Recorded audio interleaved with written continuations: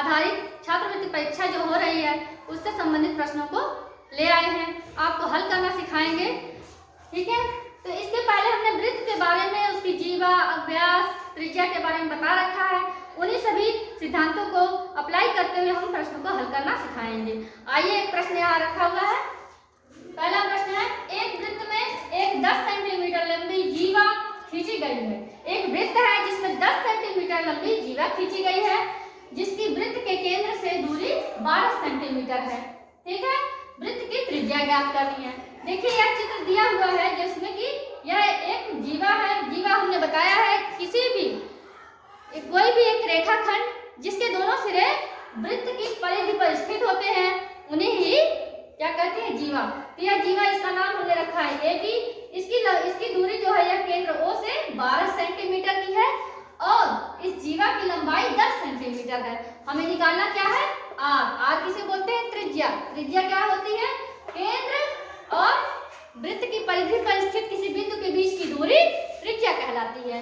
तो आइए देखते हैं, जो ज्ञात है हमें पहले हम उसको निकाल लें। ठीक है, तो ज्ञात क्या क्या है हमें, उसे हम रखते हैं। AB 10 centimetre, OM 12 centimetre. ये OM है हमारी जो जीवा की केंद्र से दूरी।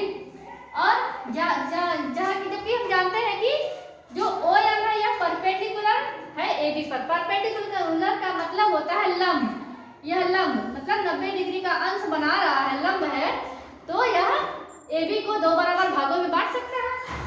तो इसलिए हमने लिखा है, देखिए, यदि OM लंब है AB पर तो AM बराबर है AB के।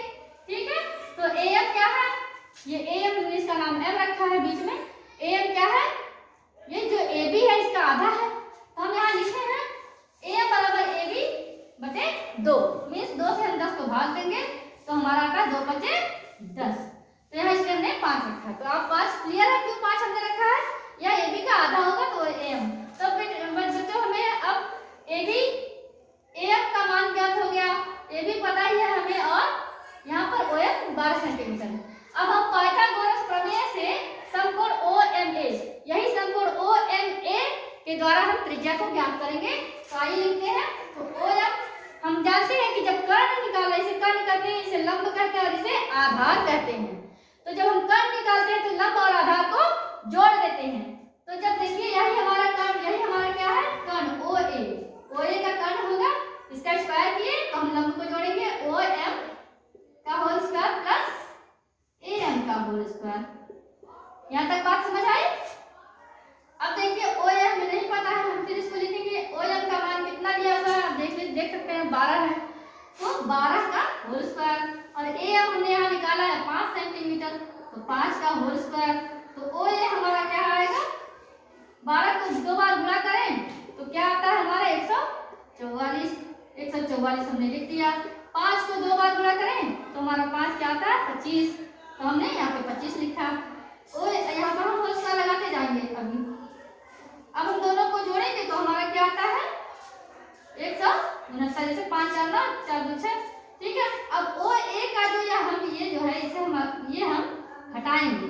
ये जो स्क्वायर हटाते हैं जब OA का, तो जो बराबर के बाद वाली जो संख्या है उस पर करनी लग जाती है। करनी लग गई, इसका मतलब इसका हम वर्गमूल निकालेंगे। 13 से का गुणा 13 बार करेंगे तो हमारा 169 आता है। तो देखिए, OA क्या हो गया हमारा 13 गुणे 13। करनी से कोई भी संख्या तभी बाहर निकलती है जब उसके जोड़े बनते हैं। फिर हमारा OA क्या आ जाएगा, बराबर 13 सेंटीमीटर। और OA हमारा क्या है, त्रिज्या, इसलिए हमारी त्रिज्या क्या आ गई 13 सेंटीमीटर। यही हमारी त्रिज्या कितनी आई, 13 सेंटीमीटर। इसी तरह हम और भी अलग अलग प्रश्नों को हल करेंगे। मिलते हैं आपसे अगली वीडियो में। यदि मेरा वीडियो अच्छा लगा हो तो दोस्तों से लाइक, सब्सक्राइब और शेयर करें।